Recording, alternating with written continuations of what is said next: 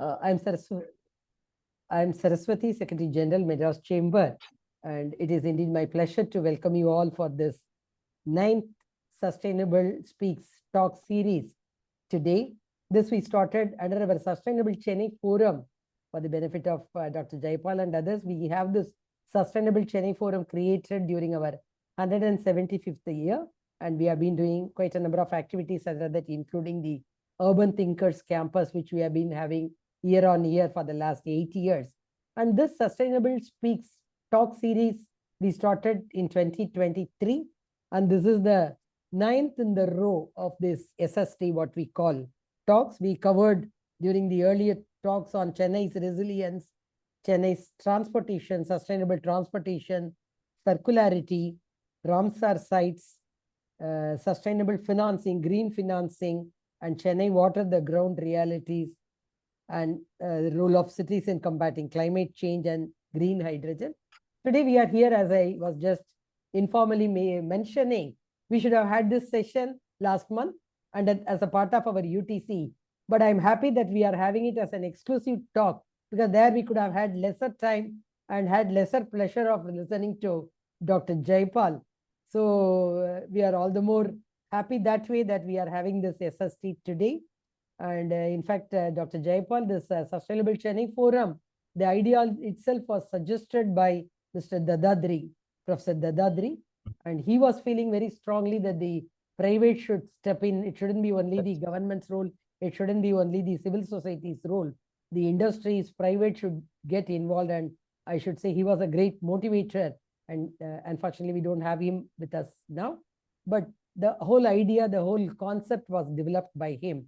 And we are happy that we are going ahead with many of his ideas and suggestions. So, as I said, this is the 9th in the series, and we are really happy that we have Dr. Jaipal here. Let me very, very briefly introduce him. He is the Senior Planning Advisor, PAU, 3rd Master Plan, CMDA. He has more than 35 years of professional experience in prestigious public sector institutions in the urban and regional planning and financing of housing and urban development, Central Town, Country Planning Organization, National Capital Region Planning Board, Housing and Urban Development Corporation, HUDCO, and many such organizations.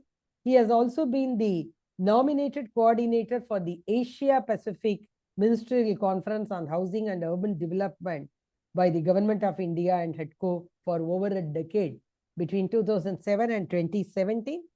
He is a strong business development professional with a Doctor of Philosophy, PhD, focusing on urban and regional planning from IIT Kharagpur, Department of Architecture and Regional Planning, post-graduation in urban and regional planning from School of Planning, CEPT, Ahmedabad, Masters in Special Geography from Madras University. I think, as I said, it is indeed a pleasure, sir, to have you here with us and to talk on a very important thing, which we cannot miss going forward on the urban planning and sustainability. So over to you now, sir. So he's going to talk on the perspectives of the Chennai Climate Action Plan. Mr. Jaipal. Thank you so much, ma'am. First of all, congratulations on the continuously, being engaged with the public, with the enlightened members. It's a great institution. I really feel honored to be part of. Can I request all of you to be on mute, Mr. Sidhya? Please request everyone, because that will be a problem and it will interrupt in our hearing. Please keep both your audio and video muted, please. Sorry. Yeah, I did feel greatly honored to be part of this session with your enlightened members. As I said in the beginning itself, I really mean it. There is a lot to learn from the members of. When I saw the titles and the themes on which the discussions have been held, particularly the sustainability forum, I thought I should drop out and tell I am here only to learn, not to tell. Then I thought, okay, we will tell and learn both. What is there? Okay, thank you so much, ma'am. Once again, to all the members, my humble Pongal wishes. It's a little delayed, but well, we could not have earlier told that many of you I'm meeting first time. I'm sure it's only a beginning where there would be a continuous interaction. I would put in all my efforts to see that I'm always in touch with all of you to learn what is the best for the Chennai, particularly in the current context and the current position. I have a small presentation. I'll share that, ma'am. It's fine. Please, if you want any help, tell me. Our people. No, I think I can manage. Let me see. I'll put it on a full screen. Yeah. Yes. Good. I'll minimize this. Okay. This I can shift somewhere little. Okay. Yeah. One second.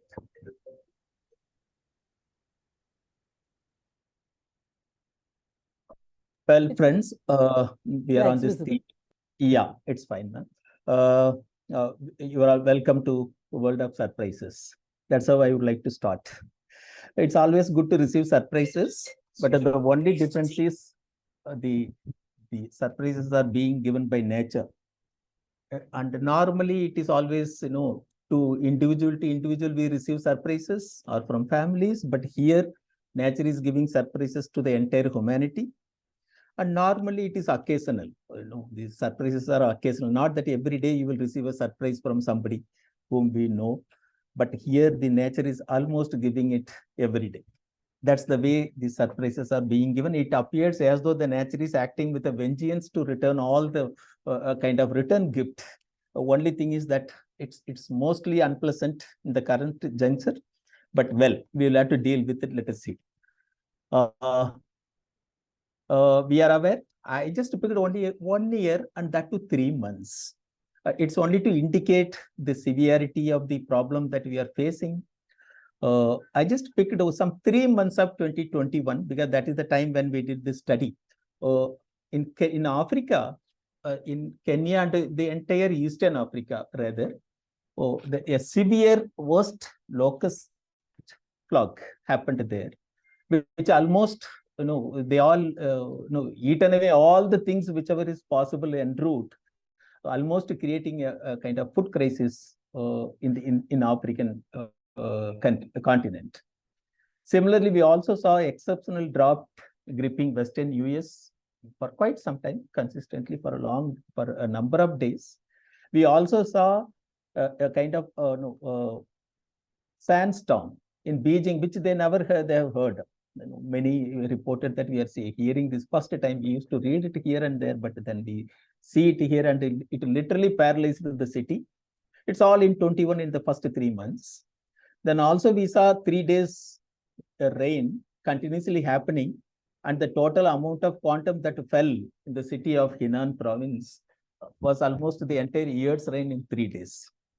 And we also heard and saw in news and in papers, in publications, the second largest lake of California, that is Oroville, showing its barren banks to the people of Oroville, first time possibly in a century. They have never seen it with just 1/3 of it filled with water. It's all surprises. That's what we are seeing. Of course, it is not something new. We also have been facing in our own place. The only thing is the world's coldest regions, which never thought that this can happen, they have been on fire in the first half of the 2021. It's not that it is limited to 2021. As I said, it is just giving the surprises almost every day, every month, every year, in multiple times. So I wanted to really highlight what all can happen, what all surprises can happen in such a short period of, say, 3 months. Whether it is Siberia, whether it is North America, or North Africa, or Mediterranean, where you cannot believe it was all on fire, many forests, just because of the extreme temperature they were facing. In Canada, in fact, it faced the highest ever recorded temperature in Canada. It's almost 50 degrees there, because of which almost a city, was in the brunt of getting, burnt. That's how it is. I'm not elaborating on Indian, but we know in Chennai also, of course, we saw that in 2015, this was followed by the floods that we had. The land became so wet. We thought almost for 7-8 years there should not be any water problem in Chennai city.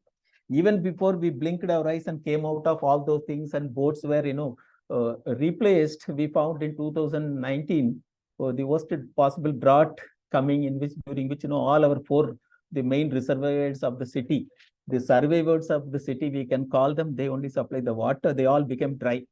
In one day, it was almost like a 0 day for Chennai. That came in 2019. Then we thought, okay, worst is over. Then we found in another 2 years in 2021 again floods. And again, of course, we just saw a month back another repeat of the same thing. That's how it is all happening. We earlier used to call all these things as historic rains and historic floods, all these things, and now that word is losing a kind of sense to us, because it's not anymore historic. If it is every alternative year or almost every month, what is historic in it? It's going to be a daily life that we will have to lead it to. That is what possibly the nature is indicating to us at the current juncture. We also know Indonesia, its capital, Jakarta, city of a crore people. It was sinking on its northern side. It's all islands in Indonesia. We know that. In Jakarta, it's almost 25 centimeters per year. Normally, we feel this, submergence, subsidence, all these things are invisible when it happens in a slow pace. But I'm very sure even we can perceive 25 centimeters. It's a 1 foot, 1 foot scale. We can understand that so much of area is just gone into water. In Jakarta, the parliament of Indonesian government, they passed a resolution, let us shift to this headquarter immediately. Now already work has started there. It's almost 2,000 kilometers away. They have located a place where possibly for quite some time, this kind of, subsidence of, the land and rise of water level, sea level will not happen. That's the way the world is reacting to this. Absolutely, it looks there is no escape. We will have to go through. So possibly it is indicating that we have to mend ways in many ways. Let's see how it all, it is in this context, climate action plan for Chennai. We are all aware about 75% of this climate change, the increase in temperature, it's all happening because of urban areas, particularly large cities.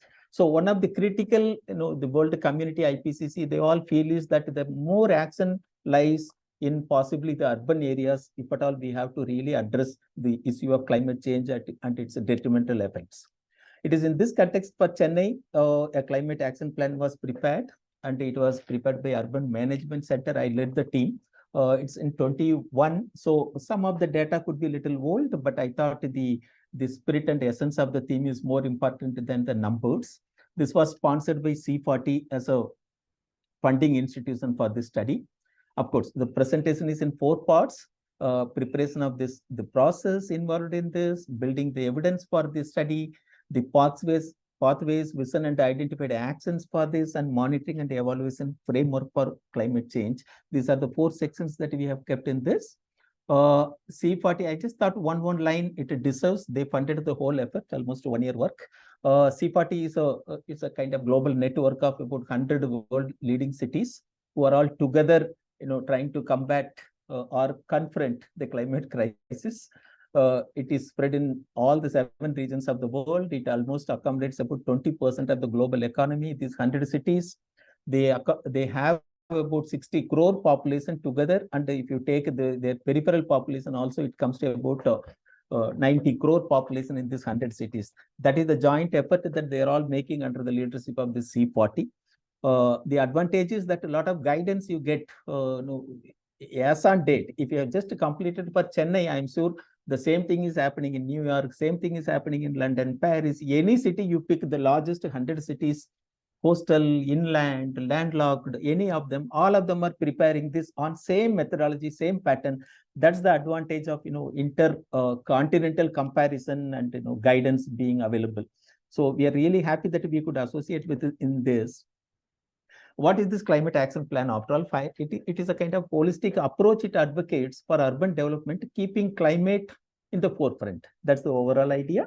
It lays out a strategy. How do we reduce these GHG emissions? If at all, we will have to really achieve a sense of, moving towards carbon neutrality by 2050. And also, it advocates a kind of city-wide approach, not each sector. We know that the emissions have things, because individual actions, everything, waste management, but then It gives a kind of citywide approach, incorporating all the institutions that can contribute for this purpose. That is the advantage of a city climate action plan exclusively. The process broadly includes three major components. Firstly, the mayoral commitment. The city will have to show its commitment in terms of preparing this plan. To that extent, Chennai is a signatory to the C40 agreement, in which they have agreed that we will make all attempts, all the cities, whomever is part of C40 chain, they have this commitment that by 2030, we will try to halve the emission potential. And also by 2050, we will reach the neutrality, carbon neutrality. That is the idea. So that commitment is there from Chennai from 2016 onwards already. The second one is building evidence in terms of climate risk assessment, the emission inventory, and also how to evolve the mitigation strategies. Then finally preparing a plan, putting them together in terms of who will implement, when to implement, what kind of investment requirements it may. So what could be the monitoring mechanism? All those things are explained in the detailed plan. Sorry. Just curtailing some of them, each sentence may require few sentences, each dot. I thought, no, we'll tell it has been a major effort. As I said, there are a large number of departments, organizations involved in this process who can be engaged for their knowledge base as well as contributions in really reducing the emissions. Almost 250 meetings we had with the whomever concerned with the climate change in the city, starting from government to NGOs to individuals and eminent personalities. And we also received about 300 plus suggestions subsequently when it was published for comments of the public. They were all addressed, incorporated, modified, fine-tuned, all the things were done. It was a great effort. We were very happy in doing that. It involved departments, government departments at the ULB level and the regional level, state level, and also experts, lateral NGOs, academia, as well as citizens and citizen groups. The key pillars that we can call as part of the climate action plan are three. Number one, calculating the greenhouse gas emissions, which really help us to indicate where the mitigative actions are available. Means which is the source, can we really control that? That's what is probably the mitigation in simplest form indicates. And secondly, what are the climate change risks and what kind of impact it can make, which can guide us on identifying methods which are called as adaptation methods in terms of it has to happen. How do we, let me put it in more crudest way, how do we safeguard ourselves or escape from the most detrimental effects of that? That is the second one, mitigation, adaptation. Of course, there is always a focus on when we talk of major urban cities and such a city like the largest in the country, fourth largest, such kind of cities, how there will always be poor people, disadvantaged people. How do we specially address them? Because part of the sections of the society, they also get into trouble, but they do manage in getting adversely affected. We can put it in a mild way that way. So that is the third component. All the three are covered in this. Yeah, first let us see the greenhouse gas emissions. The method it is done, I thought instead of only the numbers, it is also proper to just indicate the how it is done so that it gives a sanctity to the effort, not as a casual, some crude methods or something like that. There is a global protocol formed in terms of, how do we assess for community scale greenhouse gas emission inventories.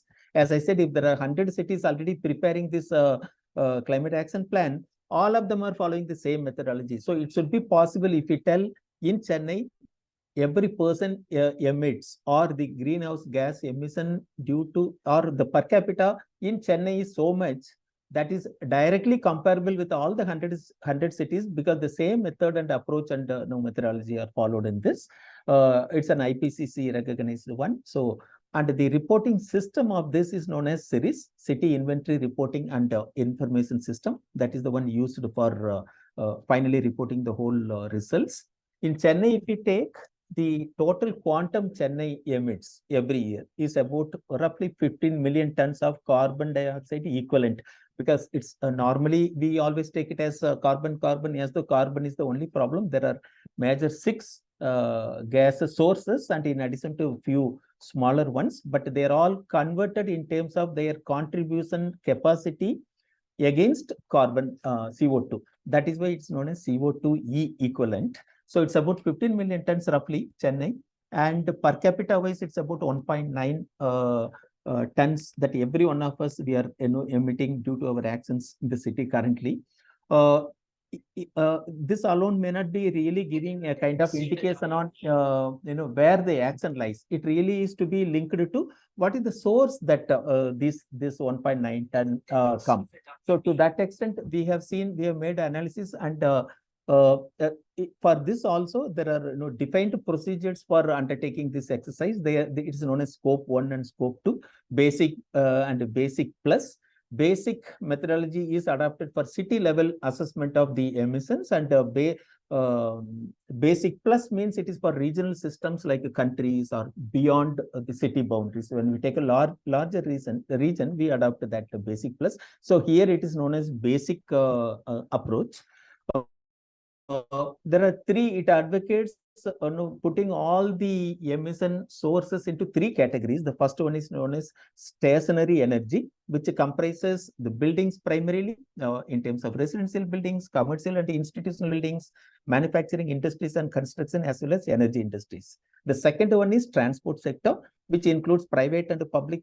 In addition, there is a separate small minor category of three-wheeler and that kind of thing.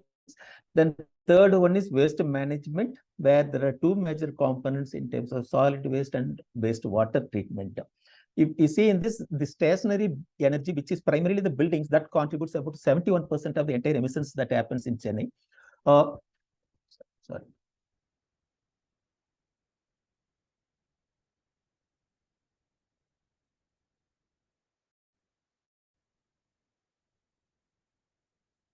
This band, is it appearing there also? Which band, sir? Please carry on, sir. We are fine.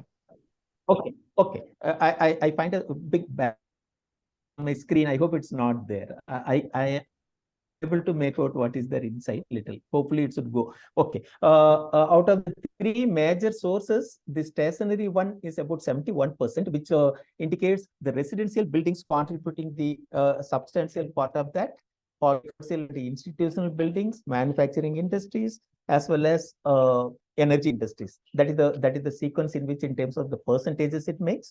These are very, and in terms of transport, it is really the private transport which contributes about 14% of the entire emission, with the 2% coming from public transport, as well as in waste management, it is really the solid waste which is emitting more greenhouse gas in terms of as compared to wastewater, which is only 1%. These are very important because only when we know the actual source, we would be able to identify appropriate actions in relation to the source that we have identified.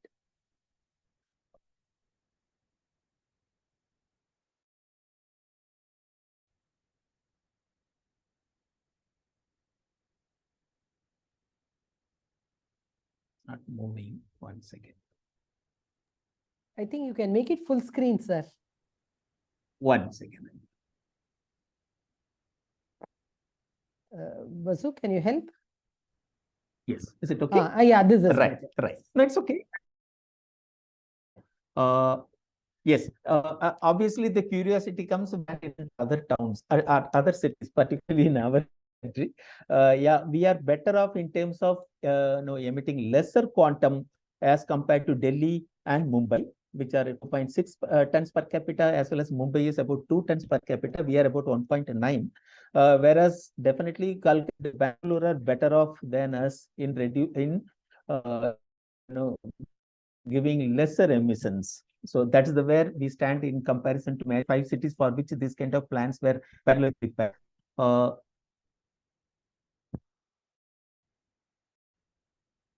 Yeah. Now, second one, this is the background about what kind of sources it and what is the percentage, the relative importance of them, where we should be really attacking in terms of bringing the emissions. That is the indication comes from this one, what is known as climate risk assessment.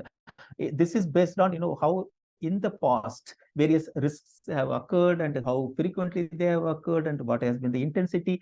So based on such kind of analysis, the risk assessment is made. This is primarily to again understand that what kind of risks brings the extent of damage it causes and what kind of adaptive actions that we should take. It's primarily useful in that. There are three risks that Chennai faces. One is floods and storms. Second one is heat and water scarcity. The third one is sea level rise. These are broadly the three major risks that our city faces, being a coastal city. Of course, Chennai, we are all aware, India is known as the flood capital of the world. That's how the India is categorized in world literature as far as flood is concerned. And when it comes to India, we are ranking at the 7th place in terms of the top 20 flood potentially hazardous cities. That's the way it is. It's really a dangerous indication in terms of our the location and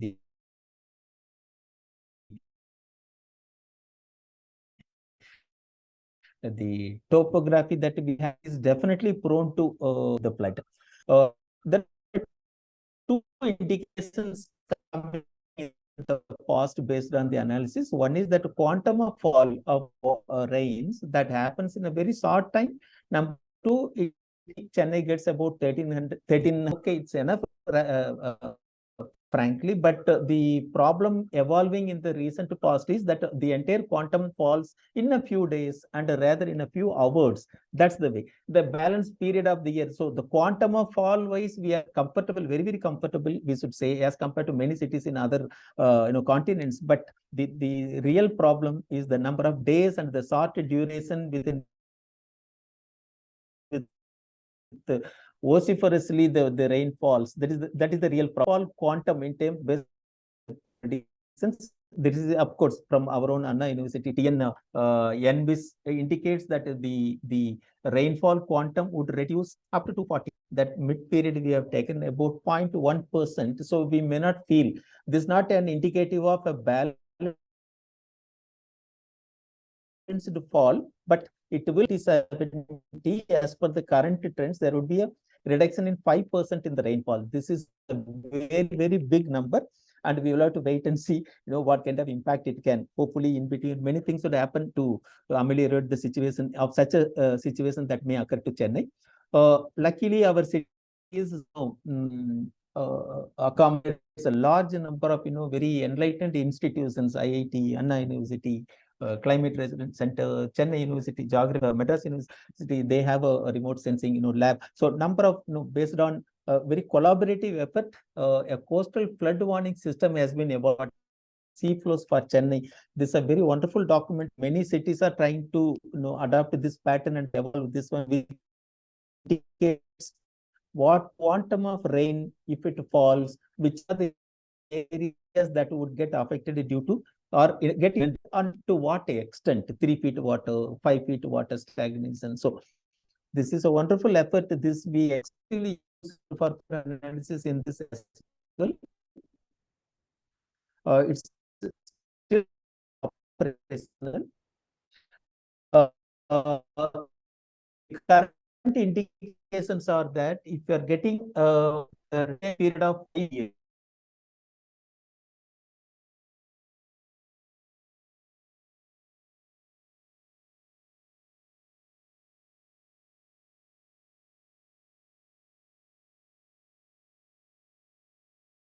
Sir, your voice is not heard.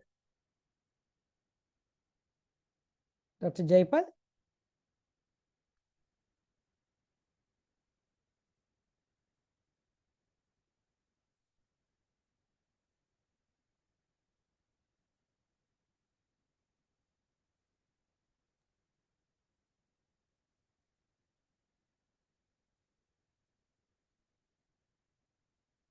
I'm sorry, what's happening? Just a minute, let me check with him. He is disconnected. Oh, there is an issue. No, I also got logged out because there was no power suddenly for 2-3 minutes. Yeah, sorry about the inconvenience. We are trying to reach to his secretary. There's some disconnect. Suddenly everybody had a power shutdown.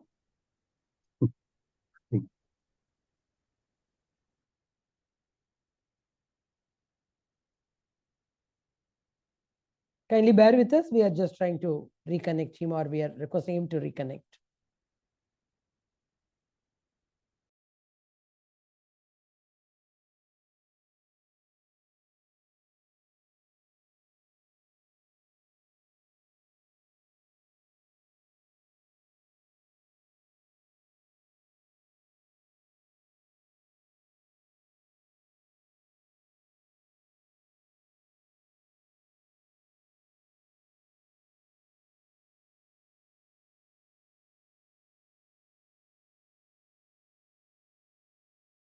Sir, are you back? You are muted. You are muted. Sir, you are muted.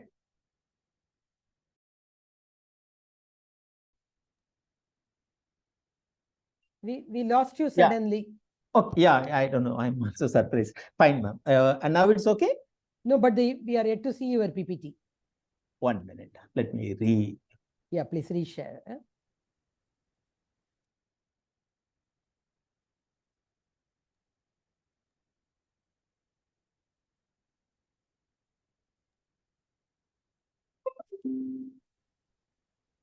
I think you need to move 2 slides back, sir. Where I'll Chennai go back. was on water. Right, I'll go back. Yes, 1 second.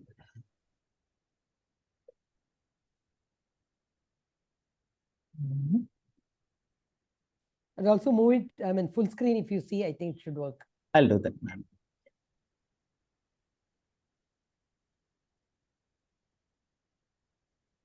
Yeah, this fine, ma'am? Yes, sir. Yeah.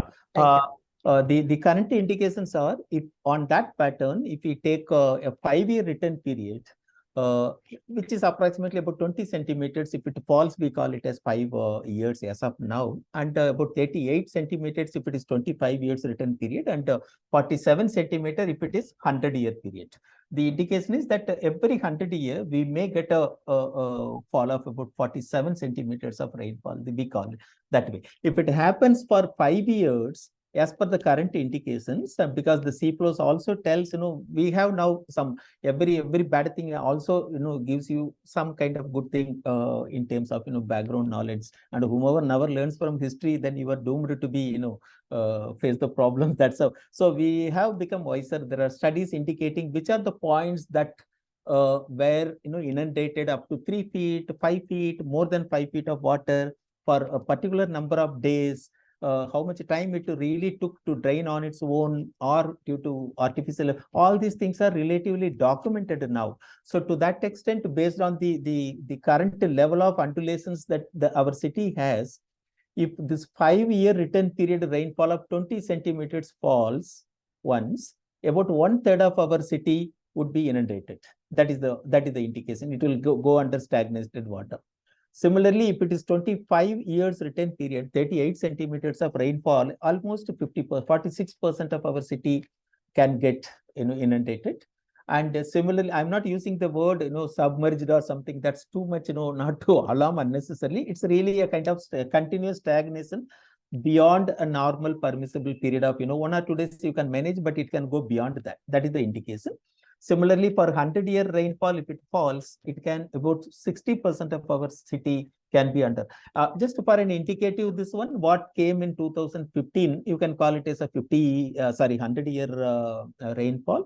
Similarly, what came in 2023 also would qualify to a large extent to be called as a 100-year return period occurrence. That's the way it is occurring. So our city is definitely, as we are all aware, our city's average height is very, very less.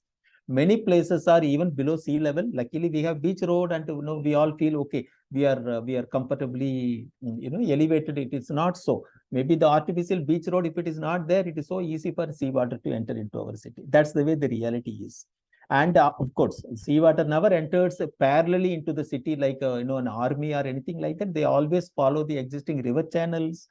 So first they go and first inundate all those low-lying areas through these existing river channels. Then only the water level rises to create trouble in the city. That's the way the nature operates.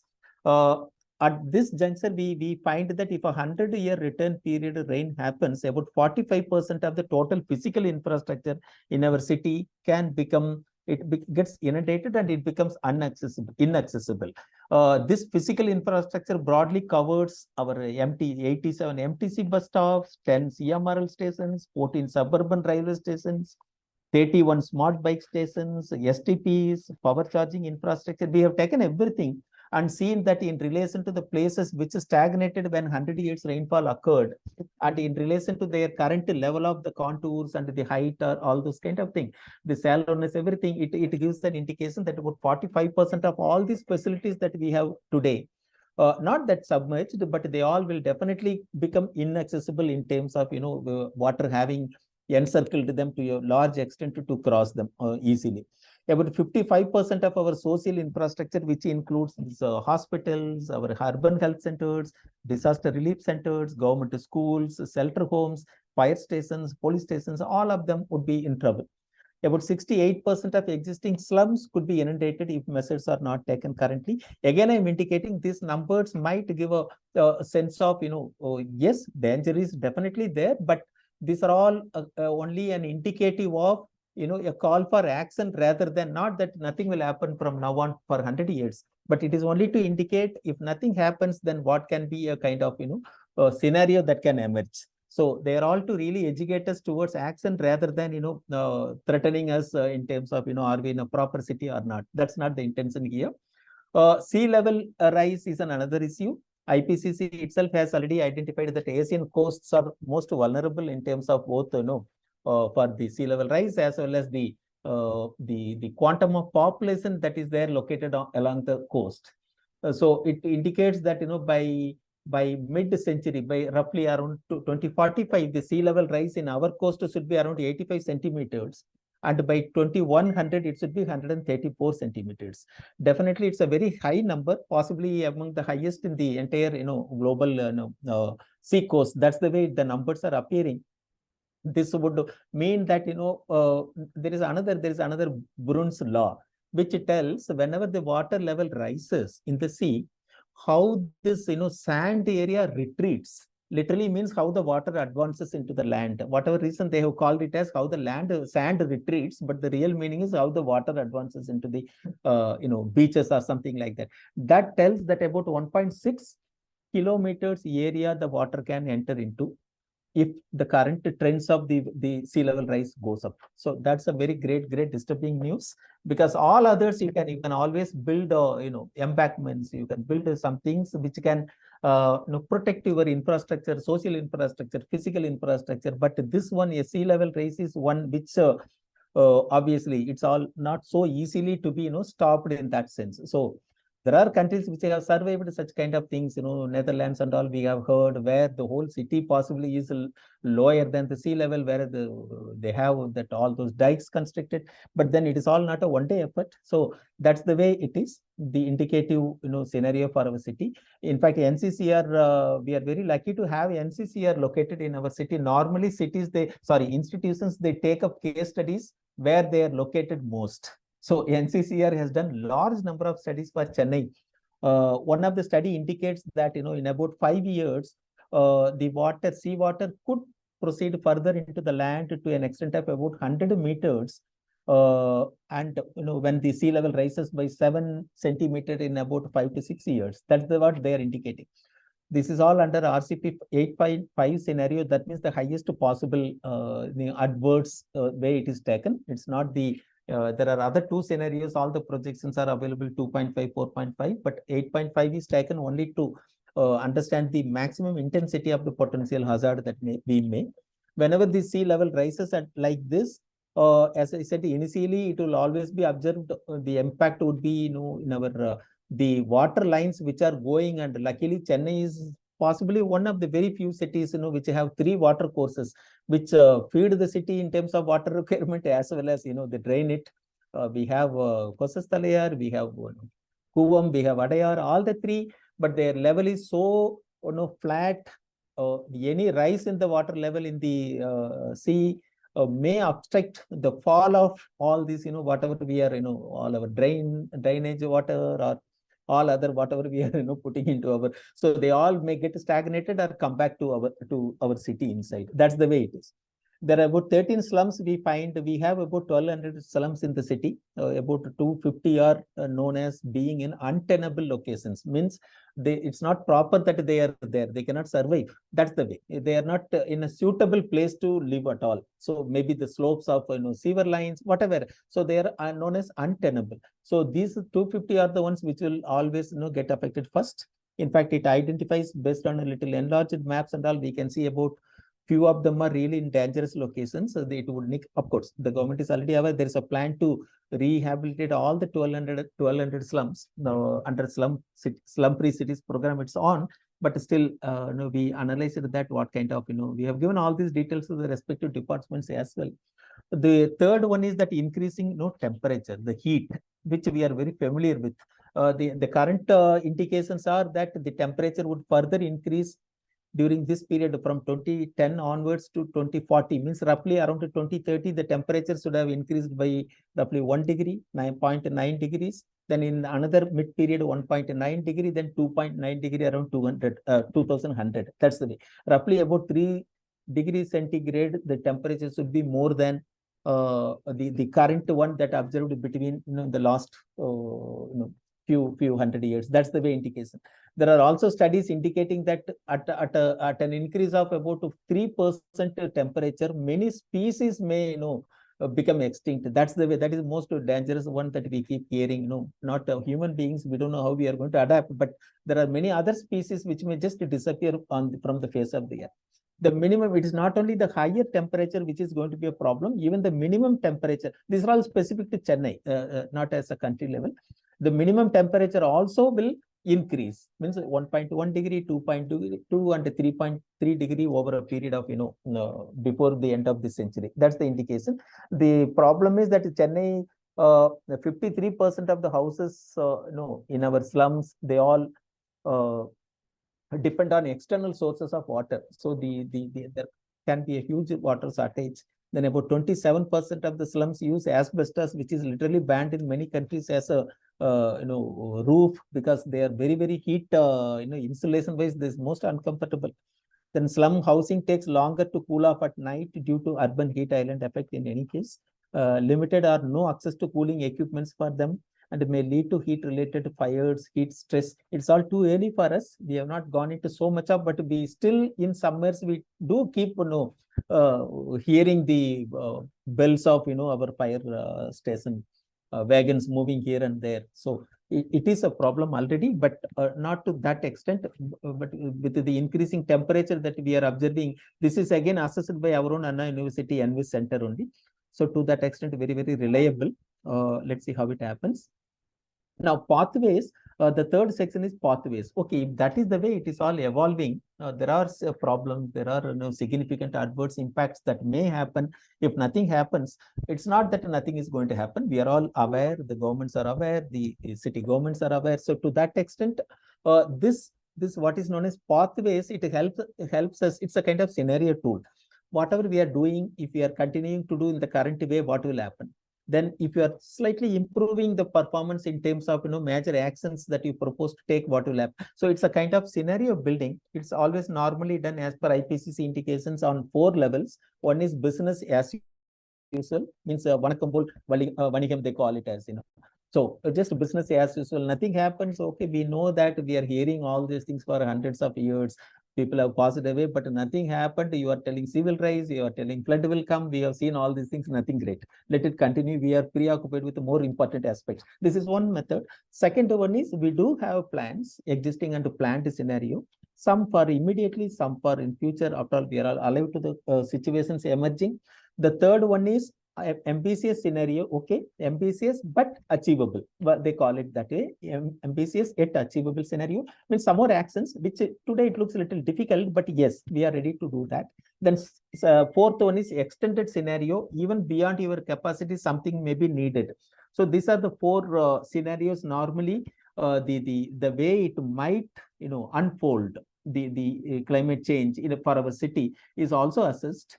The first one relates to business as usual in a scenario. If we continue with whatever we are doing now in terms of, because many things happen, but they may not be happening in the name of climate change mitigation or anything like that. We may be increasing the green areas, but we may not be calling it as it is to combat the climate change. So even if you take all those things which indirectly help in combating climate change, if you continue with that, it will still increase to almost about 400%. That's the way the current. This is by 2050. All the projections have been done by 2050. From 14 million tons, we saw that we together in the city generate or emit. So that would reach more than 55. That's the current indication. Which is unlikely, obviously. The second one relates to, we have number of policies. As I said, the government is aware, the awareness has definitely increased. We have a grid policy, energy policy, decentralized renewable power generation policy, solar policy, building energy demand reduction policy, building appliance efficiency improvement policy, ethanol blending one, model shift, already it's all on. Then feasibility, CMRL, shifting the whole populace from the, metro to metro. So all those things are happening, including improvement and waste management, everything. But if we adopt all these things, taking it as 100%, it all will happen what we have today in terms of the policy. That gives a scenario that yes, definitely the quantum that we emit will substantially reduce, but then the population as well as income levels are increasing. The consumption patterns will not change in a day. So when you account for that, the increase instead of 400%, it would be somewhere around 100%. So what is 14 point something today million tons that we are emitting together? That would be almost double of that. That is the way. So whatever the current policies that we have, well, it is all good, very good. That's not adequate. That is the indication it gives. Second, it's known as existing and planned scenario. This is known as, and sorry for indicating that again and again. These are all based on detailed modeling in terms of the quantum of converting the policies into the numerical methods. If it tells we should achieve increase of 5,700 megawatt in capacity in thermal plant, if it is done, how much quantum it will say, like that. Each of the word, including spellings, are converted into a numeric indicator, and then these numbers are assessed based on a global modeling already adopted by all the 100 countries. The third one relates to ambitious yet achievable. Means you will have to put in a little more hard effort, but you have some policies and other thing in place. But then if you increase that or increase the targets for achievement, or your actions towards achieving a higher target, possibly, because where it is already 100%, you cannot make it 200%. So if it is 40%, if you thought, no, I'm going to achieve this or convert this or use this or change this, maybe by making it 60%, which by little more effort you can achieve, that gives an indication that the increase, the reduction would be to the extent of 44%. So 14 might become almost 7.8, something like that. So it is still, the reduction is substantial in this, but still we will be left with almost 50% of the emissions continuing. So to that extent, for Chennai, it was it has been suggested that we have to have a kind of additional, more than what you can achieve. You may have to really strive for in terms of achieving 100% decarbonization. Means no fuel to be used. Maybe if you have to achieve no petrol or diesel is to be used in the city, it should be entirely 100% operated through electrical. Now, but that electricity is not to be generated again using thermal process or something. We'll come to that. So in all our buses and cars and private vehicles should be EV by 2050. So it is little hard to imagine, but you never know. It might happen. I don't think many of us, we have landline connections in our home. So to that extent, things may change, that no vehicle may be available which runs on petrol. It might become history or whatever, let us, we'll have to wait and see. 2050, the ability of human beings to predict what happens is geometrically reducing. That is how I can indicate at this stage. Earlier we used to tell, this might happen in 5 year, 10 year and all. Now it looks every alternative year, the way it is happening, and we are watching and proved that we are wrong. So to that extent, we have to keep our fingers crossed to some extent in terms of the technology improvement and all. Now, one very important thing when you do for a city is that it should be in line with what the state government is thinking for the entire state in terms of climate action plan. So Tamil Nadu is one of the very, we are all aware, very progressive state. It has prepared a state action plan. And this plan for the city is entirely in consonance with the kind of approach, the conception that they have for the whole state. It is in line with that, except that obviously ours is for Chennai, and so the entire emphasis is on transport, that kind of urban linked, buildings, all these things. Whereas in state action plan, primary emphasis is on agriculture. It is understandable. So to that extent, there is a difference. Otherwise, it is entirely in line with the state's perception, the views, the approach they would like to, or the proposals they have. They are all taken into account in while making it. There are two things. The slogan. It's always nowadays. You will have to. Singara Chennai makes us feel, oh, yes, the city we want it to be the most beautiful. So similar to that, for climate change, we have coined one that the Chennai should be a kind of a meal tirinum murkapumude Chennai, a kind of resilient as well as proactive Chennai. You don't need to wait for things to happen, then you do. That's how we normally do in planning. We have to apologize. See, it's always in developing countries, particularly, the actions are follow. When something happens, you follow it up. When some technology is already successful somewhere, you try to invent it here again. That's the way. But here we want that way. As far as climate change is concerned, since the problems are imminent and are known in advance, we are a coastal city, we are a flat city, and we have the problem relating to the urban sprawl happening all around. So our approach, we don't need to wait for problems to occur, then you start finding a solution. So we are advocating in the plan that we should be a kind of proactive Chennai to all these things that are expected to happen. There are 6 areas identified for action in this. One is, I'll be a little faster. I think I'm taking a lot of time. Anyway, one is that the electrical and renewable energy related. Second, building energy related, sustainable transportation, waste management, urban flooding and water scarcity, as well as how do we take care of vulnerable population. These are the 6 categories under which the action plan identifies. Actually, it's a very big report of 300 pages. I'm just trying to put each one of them one page. Just to give a highlight of what it anticipates and what kind of approach it is suggesting.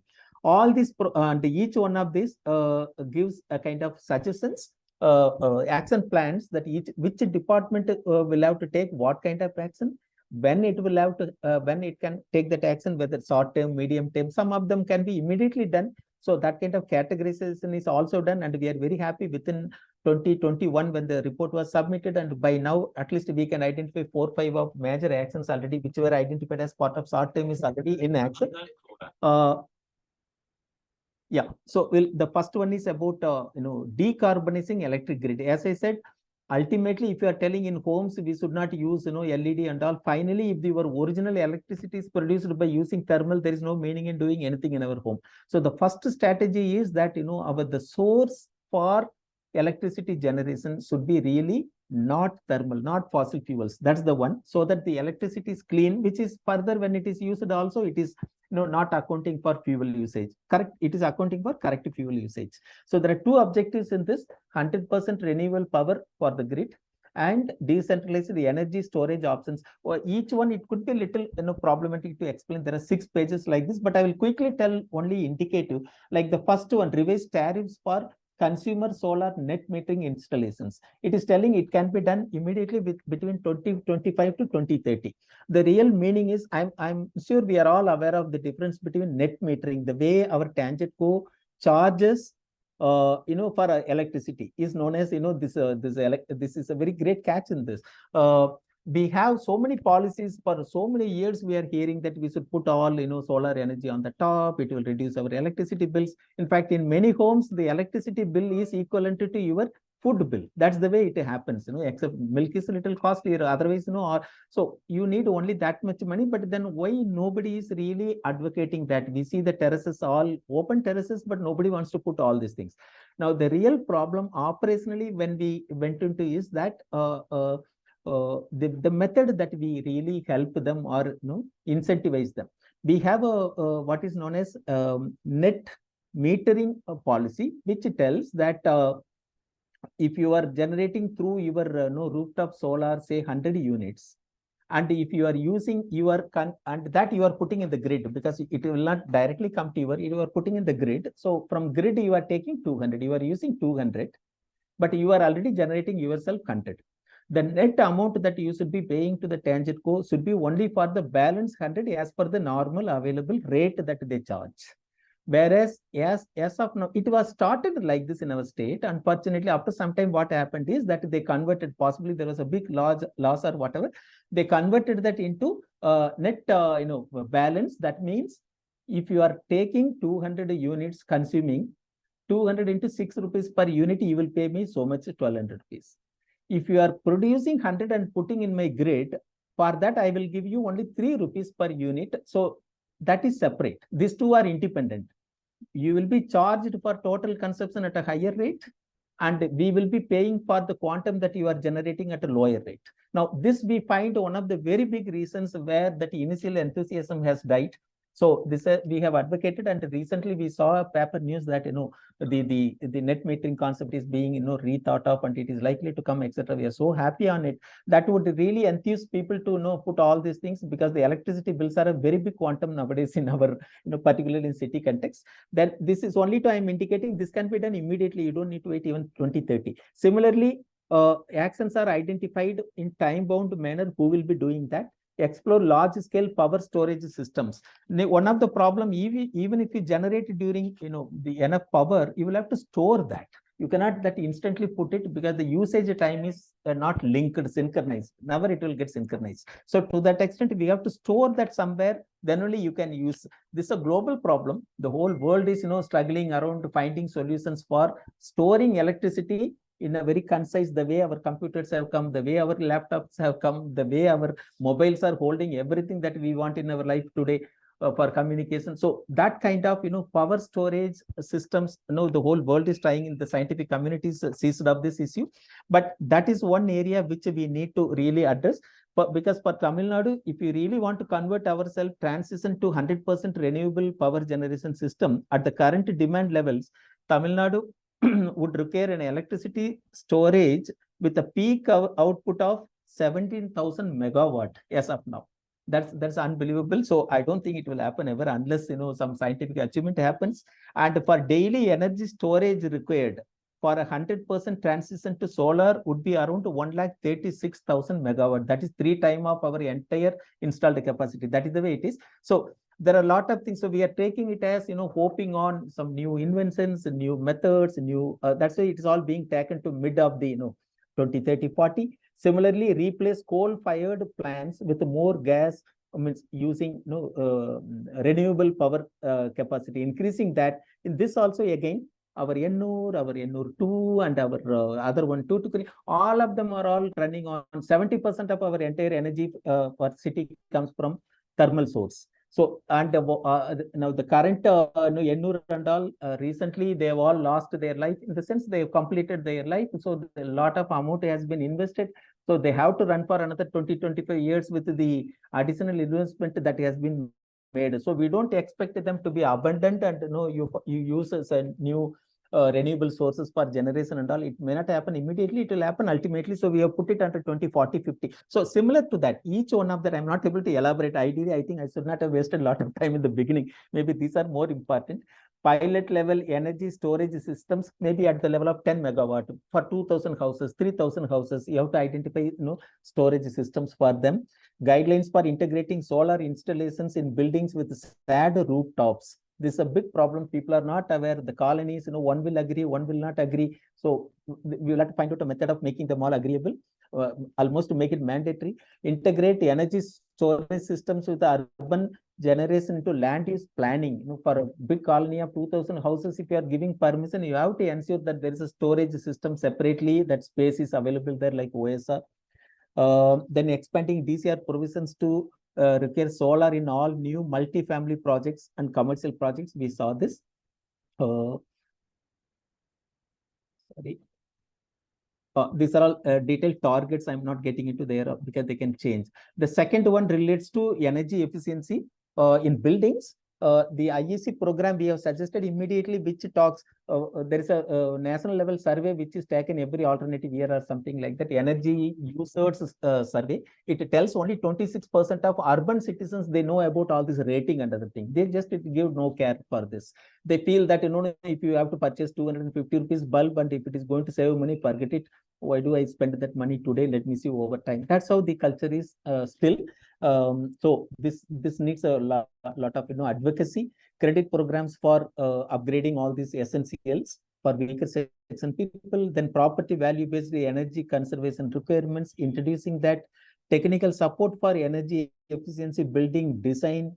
Nobody knows how to do. We are all hearing, but where is that house? So me, which is really energy efficient, which becomes popular for everybody. It looks really a kind of elitist proposition. Yes, on date. How do we improve that? Authorized service providers for construction and retrofitting. There should be people. Whom do I approach if I have to make my building energy? I have a house. I'm not going to demolish it or make a new house with energy efficiency. In the current house, how do I inbuild all these things? But nobody has any idea whom do I approach. Possibly we need action on that. Public database on certified energy usage for renters and buyers. Each house should have a tag, the way we call it as commercial building, or whether it is energy. My fan is 5-star rated, 4-star rated. Accordingly, we pay money. So if the house is 5-star rated in terms of energy efficiency, a renter will always be more happy to come there because his rental bill will be less. So a kind of thing we have to introduce. This is all not tomorrow, day after tomorrow. It's all in the midterm, but there are opportunities to encourage linking it to property tax.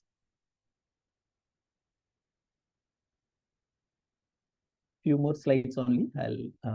Then in terms of mobility, two things are very important. One is fuel shift. Second one is modal shift. These are the most important. In this, we are suggesting a time-bound action plan for the way electrification of rails.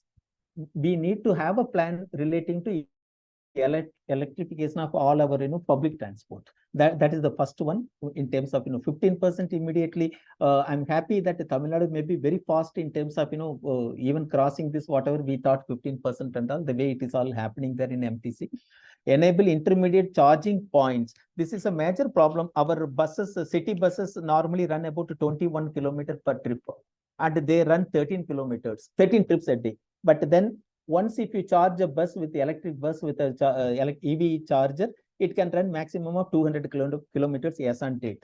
So you will find that after 5 or 6 or 7th trip, they have to stop and get it charged, which it takes 10 to 12 hours. So there's a lot of problems in this. We will have to see that how do we really fine tune this. Then require installation of level 3 electric chargers. There are 3 type of level chargers, level 1, 2, 3. 1 takes 12 hours.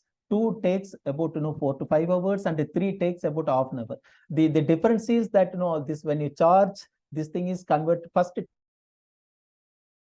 taken as AC, then converted through converter into DC. Then only the buses store it in their battery.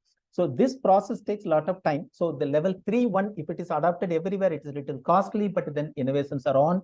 It's all matter of time. We feel that it can come through. That is one method. Then we can reduce the need for again and again. A bus cannot stand in between with the passengers for 3 hours to get it charged. So that is one method we are suggesting. Increasing ethanol blending in petrol and diesel to 30 and 20%. Currently, already 10% target was fixed, and it was exceeded well before the target date. So there is a great opportunity in this. Incentivizing adoption of electric two-wheelers. Then enable real-time public data for transit services. Develop and implement a street design and maintenance standard for all urban roads. Decrease urban block size to increase walkability. Identify and develop bicycle highways for NMT users, non-motorized traffic users. Improve pedestrian access and road design around bus stops. These are some of the physical aspects that are thought which can encourage really walking or cycling in the city. In transportation, yes, these are all targets. Okay. Then waste management, of course, there are a large number, but the real meaning is that it is conveying that we should really, the source segregation is very, very important. It is all dumped together. The door-to-door collection is only segregation is only 45%, 23%. We have to make it 100%. It should be that culture has to come in. Then that's why the treatment would be little comfortable. A large number of things are written, but primarily all revolve around how do we efficiently manage our waste. That is the only overall purpose of this chart.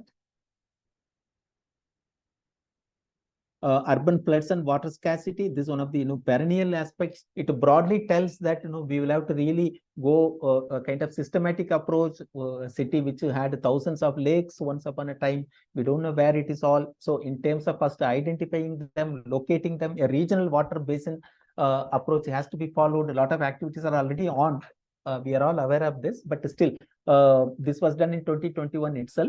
So identify all those lakes in advance, the channels they connected them, the way they operated earlier to finally allow only a minimal water to the sea. Can't we do that? Can't we deepen them? Can't we, desilt them, make them to hold more water? So that kind of approach is advocated here, of course, including at the city level, because the problem of drainage in the city is not because of the city. So the plan advocates a lot of actions outside also. Then, of course, improving our internal drainage system within the city, getting out a lot of blockages, ensuring a connectivity. All those things are written in this. It's a little long, so I'm not going one by one, but I'm sure you are able to get the spirit of the recommendation in this.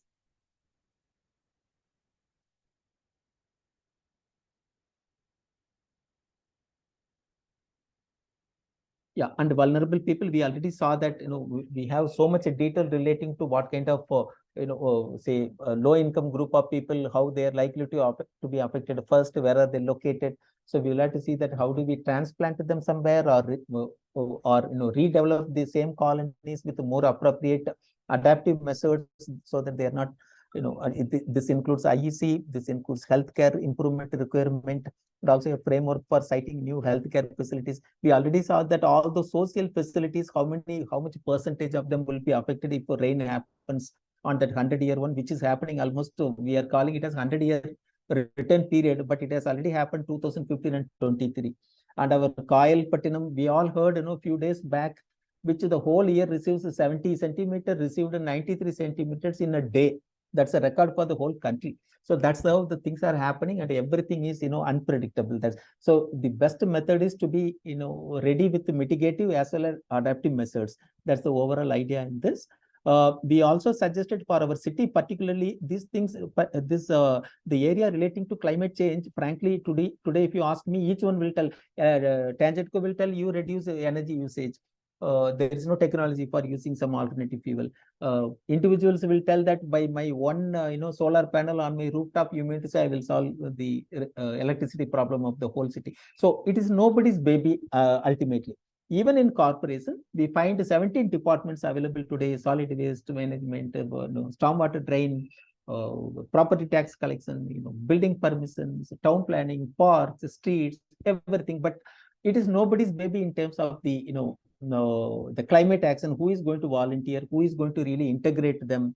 Each one is more worried about day-to-day worries, and where is the question of your long-term impact comes. So we have suggested there should be a clear department which coordinates all these activities between them, and the budget should be made as climate budgeting. Every major project that advocate how much quantum of emission it is likely to, what are the other mitigative actions you are proposing in the building design, how to reduce energy usage. So that kind of approach is suggested. We also have at the state level Tamil Nadu Governing Council for Climate Change, which is chaired by the Honorable Chief Minister. We have it has number of departments, but then we still thought the departments such as transport, water resources, they are all very important. We have already seen in Chennai context. So we have suggested for incorporating them as well in such committees. There are 3 committees we have in the state. So all the 3 we have identified those departments, particularly in the urban context, they are very important. This has been well taken. This is already with the government. Yeah, this is a new department. What all it will do? Climate budgeting. Of course, I'm so happy to inform that after a lot of, obviously, these kind of reports are not well taken. They're always taken with a pinch of salt. What is this? You are creating a scene of all these things. But finally, the state government was really, responsive to the emerging context of, the likely potential problems in a coastal city, particularly like our metropolis. So this plan was released by government, the Honorable Chief Minister, recently on 13/6 in our secretariat. So I thought I'll just place it and I'll close with that one. Thank you so much. I have taken a lot of time. I would be happy to explain anything if you need. Thank you. Thank you very much, sir. There are few questions now that we have little time. Maybe we will see whether some of it could be answered. We will avoid the repetitive questions. Yeah. So one question, I'm just selectively taking it. Curious to know about your views on 15-minute cities. Is it possible for Indian cities? Is one question. Should I answer now, or you will be indicating someone? Oh, okay. Just a minute. Yeah, I think Ms. Mamta Jain has a number of questions. Saraswati, this is Yeah. Raghu. Yes, sir. Can you request stopping the sharing so that we can have a dialogue? Yeah, It's- one second. Okay, I'm okay, just that would be closing better. it. Yeah. I'm closing it. And I have a question. If Yes, we time can have- start with Raghu. Yes. Can you stop the sharing so that we can see each other, sir? I'm closing, sir. I'm closing. Thank you.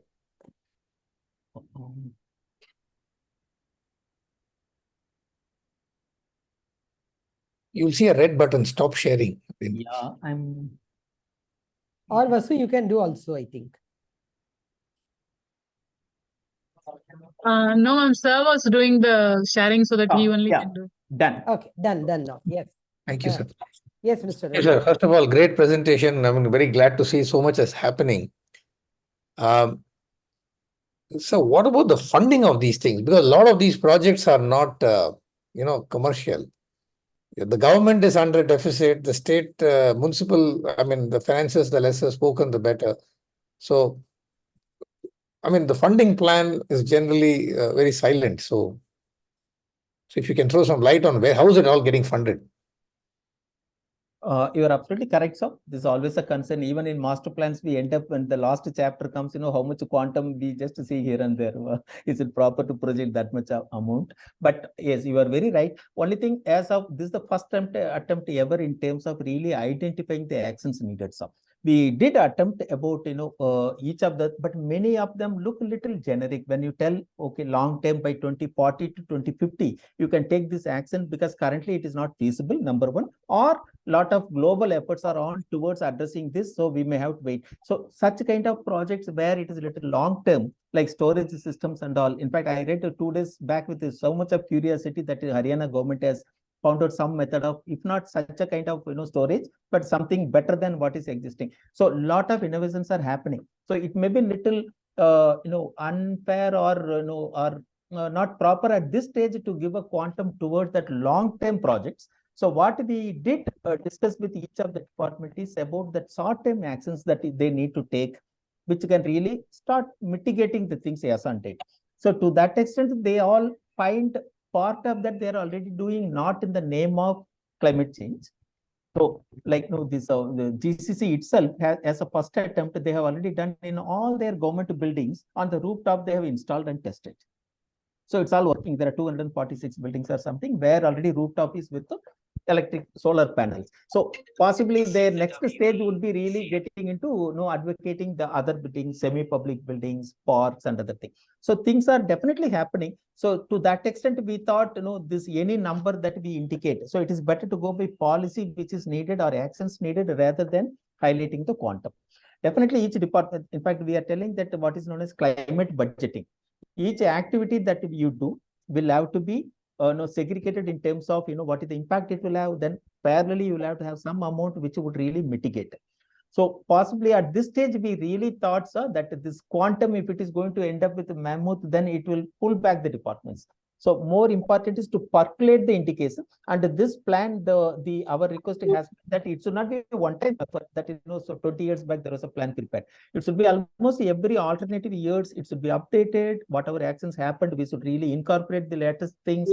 New innovations have come. We should really be. No, that's the way it is, sir. So the first plan really is not talking about the quantum of funds required. Thank you. Mr. Raghu, any other question from you? No, I can ask lots, but I think I'd rather defer to other people. Okay, I'll just quickly read out some of the questions there. You can answer together. Just a minute. One is about the community. What human activity acts as important role in temperature increase while comparing of human basic things and industries? A generic question. And as I said, your views on the 15-minute cities. Whether it is possible for Indian cities is the other question.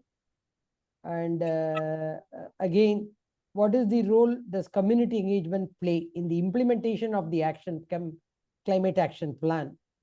And how are local residents involved? Yeah, I'll stop here, maybe some answers and see whether maybe another 1 or 2 questions and we will close. Yeah, ma'am, thank you so much. This the first one I'll start with the 15-minute city. Yes, it is possible. Actually, it's not a no, the 50. It literally tells that any facility of a particular type which is required for the people, can it be available within a 15 minutes reach? Simple. It is definite for some city, this is no Paris, it has started with 15-minute city. If you go to Curitiba, they call it as 20-minute city. But since 15 is little lesser, everyone is more enamored, and Paris definitely pioneered it. So each city has its own target, ma'am, in terms of how many within how many minutes I should see that a local park or a local school or a kind of hospital, health clinic, whatever. All those basic facilities of a particular type which are most needed for the public, within how many minutes of reach I should ensure that it reaches. Am I attempting towards that? So it is there in all the cities' ambition. They may not be relating it normally. So far, the approach has been, no, for 1 lakh population, I know 3 hospitals. For 2 lakh population, I did 1 university. That is the way it was always linked to the population. Now the idea is coming towards, that distance factor, the way you reach that, is it all accessible? So to that extent, I think it is applicable to every city in any part of the world. Number one, that's my view. We will also be attempting for Chennai shortly. The second one is the role of community engagement. Of course, without that, there is nothing, ma'am. No, it is finally, as I told, it is not one department activity, or it is not related to, it is talking about the electricity. It is not just talking, say, let us take electricity. It is not talking about electricity generation. So you just tell TANGEDCO, no, don't use, this fossil fuels for generating your electricity. It is talking about a reduction in the usage, using alternative sources, all those kind of things. In fact, there was one suggestion, like some other countries have, that your AC cannot, the maximum, normally we keep 21, 20, 18, depending on, where from we are coming out, from somewhere, or we are just already inside the house. So some countries have this stipulation that all the ACs produced in the country will not have less than 24. It will not just cross. That is the maximum. I mean, you will have to bear below. It will not have more cooler than 21 or 22. So all these things are there, but then it all will happen over time. People will have to. So this all need a lot of understanding from the people side. The general tendency is, how does it affect me? I'm already worried about my survival. You are talking about the sea coming into the city. I will go to some other place. So all these remarks are expected.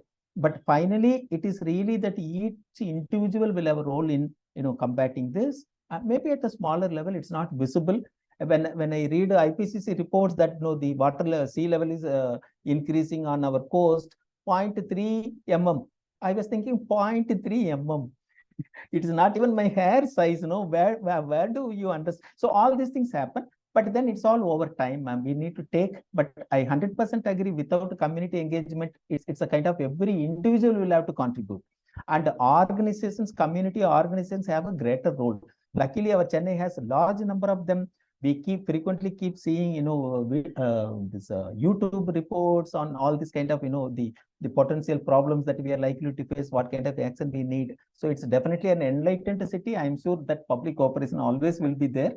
And in terms of which kind of activities lead to this one, this is everything, ma'am. This climate change, so far it was not in prominence because nobody was able to really understand, how is that I am creating climate change? What is that I am doing? If I'm just taking a packet of chips, now for that, what all actions have happened to produce the cover, the use of plastic, the fuel used to fire that, burn it, fry it, everything is accounted in this kind of processes. So everyone contributes to this. It's not a kind of a departmental contribution, or if there is no one using AC. It's very difficult. I'm just theoretically telling that, then where is the question of need for that much quantum of electricity? So it is in that sense. So it is ultimately the people who are really, creating climate change.